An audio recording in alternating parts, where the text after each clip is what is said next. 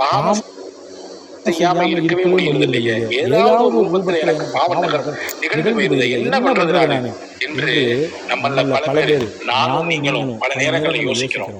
இப்ராஹிம் பின் அல்ஹம் ரலியல்லாஹு அன்ஹு என்ற ஒரு இறைநேசரிடத்திலே ஒரு வாலிபர் வந்து இதே கொஸ்டினை வச்சாரு. பாவம் செய்யாம எனக்கு இருக்கிறதே முடியறது இல்ல, என்ன பண்றதுன்னு கேட்டாரு.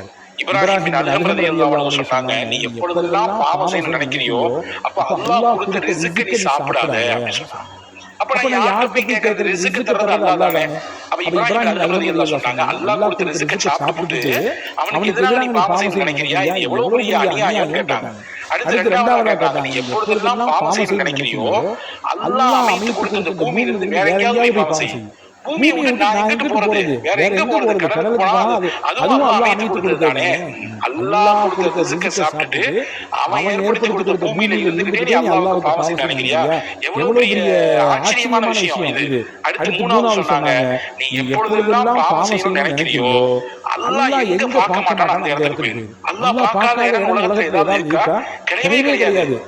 அல்லாஹ்வின் பார்வை எல்லா இடங்களிலும் பரவி இருக்குது. எப்படி அப்படின்னு கேட்டாங்க அந்த வாலிபர் கேட்டாங்க. உடனே இப்ராஹிம் ரலியல்லாஹு சொன்னாங்க, அல்லாஹ் கொடுத்த ரிஸ்க் சாப்பிடுவே, அவனுடைய பூமியில வாழ்வே, அவன் பார்க்கறான், அவனுக்கு நல்லாவே தெரியும், தெரிஞ்சுமே நீ பாவம் செய்யாமோ.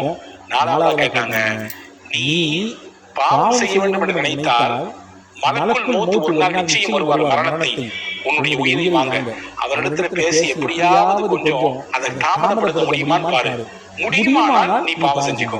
அவர் கேட்டாரு, எப்படி முடியும், யாருக்கு தான் அவகாசம் கொடுப்பாரு? மௌத் வந்துருச்சுன்னா எல்லாத்துக்கும் முடிஞ்சு போச்சு, வாழ்க்கை முடிஞ்சிருச்சு, வாங்கிட்டு போயிடுவாரு.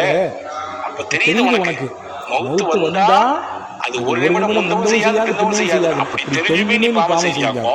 அஞ்சாவதா சொன்னாங்க, உனக்கு பாவம் செய்ய வேண்டும் என்ற விருப்பம் வந்தால் நாளை மறுமையிலே நல்லோர்கள் தீயவர்களை இரண்டு வேறு மலக்குகள் இழுத்துக் கொண்டு போவார்கள். உன்னால் முடியுமானால் அவர்களின் கரங்களில் தப்பித்து ஓடிவிட முடியும் என்று முடியுமானால் நீ பாவம் செஞ்சுக்கோ. அவர் சொன்னாரு, எப்படிங்க முடியும், அந்த மலக்குகளின் கையில மாட்டிக்கொண்டால் எப்படி முடியும்? அங்க போலீஸ்காரன் கையில மாட்டினாலே முடியறது இல்லையே, அங்கே மாட்டிக்கொண்டால் எப்படி தப்பிக்க முடியும்? தப்பிக்க முடியாது என்று உனக்கு தெரியும். அவன் கொடுத்த உணவை நீ சாப்பிடுவாய், அவனுடைய பூமியிலே நீ வாழ்வாய், அவன் பார்க்கிறான் என்றும் உனக்கு தெரியும். மலக்குள் மௌத் வந்தா ஒரு நிமிடம் கூட அவகாசம் கிடைக்காதுன்னு தெரியும். நாளைக்கு அந்த மலக்குகளிலிருந்து மறுமையில தப்பிக்க முடியாதுன்னு தெரியும். இவ்வளவு தெரிஞ்சும் நீ அல்லாஹ்வுக்கு மாற்றமா பாவம் செய்ய நினைக்கிறியா அப்படின்னு கேட்டாங்க பாருங்க. கண்ணீர் மாலை மாலையாக விட்டு அந்த வாலிபர் இளைஞர் அழுது கொண்டே, போதும், எனக்கு இனிமேல் பாவம் செய்யவே மாட்டேன், அந்த நினைப்பு கூட எனக்கு வராது என்று திரிந்து விட்டு போனார். நாமும் திருந்துவதற்கான வாய்ப்பாக இந்த உபதேசத்தை எடுத்துக்கொள்வோம்.